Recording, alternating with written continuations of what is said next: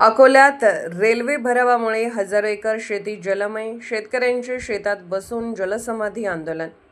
अकोला जिल्ह्यातील तेल्हारा तालुक्यात रेल्वे विकासाच्या कामामुळे हजारो एकर शेती पाण्याखाली गेल्याचा शेतकऱ्यांचा आरोप आहे। अकोला खंडवा रेल्वे मार्गासाठी टाकलेल्या भरावामुळे पाण्याचा निचरा बंद झाल्याने हिवरखेड, चित्तलवाडी, परसरामपूर आणि अडगाव परिसरातील शेतामध्ये 3 ते 5 फूट पाणी साचले आहे। यामुळे सोयाबीन, कापूससह खरीप पिकांचे मोठे नुकसान झाले असून अनेक शेतकऱ्यांना पेरणीही करता आलेली नाही।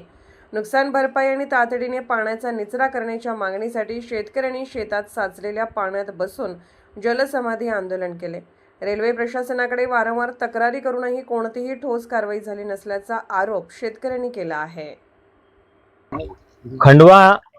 अकोला खंडवा हा महामार्ग रेल्वेचा मार्ग होत असताना आमची जमीन अधिग्रहण केलेली नाही प्रशासनाने कुठल्याच प्रकारे, परंतु या विकासाच्या नावावर हे जे रेल्वे लाईन चालली, या लाईनच्या अनियोजनामुळे आमच्या या शेतामध्ये प्रचंड पावसाचं पाणी थांबलेलं आहे।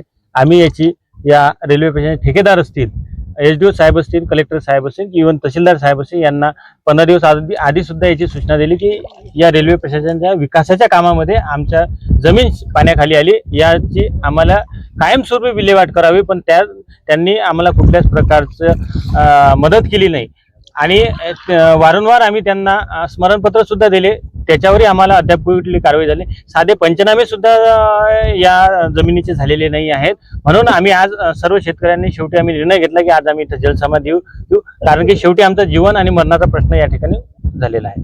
मी शेतकरी आहे, माझं शेत आहे, माझ्या शेताचं अधिग्रहण झालेलं आहे, म्हणजे थोडंफार गेलेलं आहे त्याच्यामध्ये रेल्वेमध्ये, पण व्यतिरिक्त जे शेत बाकी आहे माझं गेल्या म्हणजे आतापर्यंत जेवढे म्हणजे 2025 पासून जेवढे हा हंगाम आहे, म्हणजे रब्बी हंगाम आहे, पावसाळा आहे, दोन्ही हंगामामध्ये म्हणजे पीक येत नाही ते आतापर्यंत म्हणजे आमच्यावर समजा जे हे आहे पिकाचं जे मोबदला भेटायला पाहिजे पहिले आधीचा बी म्हणजे पीक येत नव्हतं आधी पण, आणि त्याच्यामध्ये असं जर झालं आहे तर म्हणजे आमचा जो नुकसान आहे समजा एवढ्या वर्षापासून होत आहे, तर आता आम्ही जगावं या मरावं हे आम्हाला कळत नाही आहे। कारण आम्ही आता नवीन शेती घेतली या वर्षी, आधी तर वडिलांनी वाहिलेली आहे पण त्याच्यामध्ये पण काही मिळालं नाही आम्हाला मोबदला, म्हणजे जे पाहिजे शेतीकडून ते आम्हाला मिळालं नाही आहे। आम्ही ही शेती हातामध्ये घेतल्यानंतर जर असं होत आहे म्हणजे आम्ही सरळ पाण्यामध्ये गेला, म्हणजे आम्ही मरण्याच्या आधीच समजा आम्ही वाहून गेलेलो आहे का नदीमध्ये, सरळ आमचं शेतासहित आम्ही वाहून गेलेलो आहे। म्हणजे आम्ही नवीन पिढी जी आहे हे शेती म्हणजे याच्यामध्ये आता काही पीक येणारच नाही आहे, म्हणजे हा तर हंगाम गेला आहे आणि पुढच्या हंगामाला आमच्याकडे कोणती पाण्याची सुविधा नाही आहे, ते पण पीक आमच्या हाती येणार नाही आहे। ठीक आहे।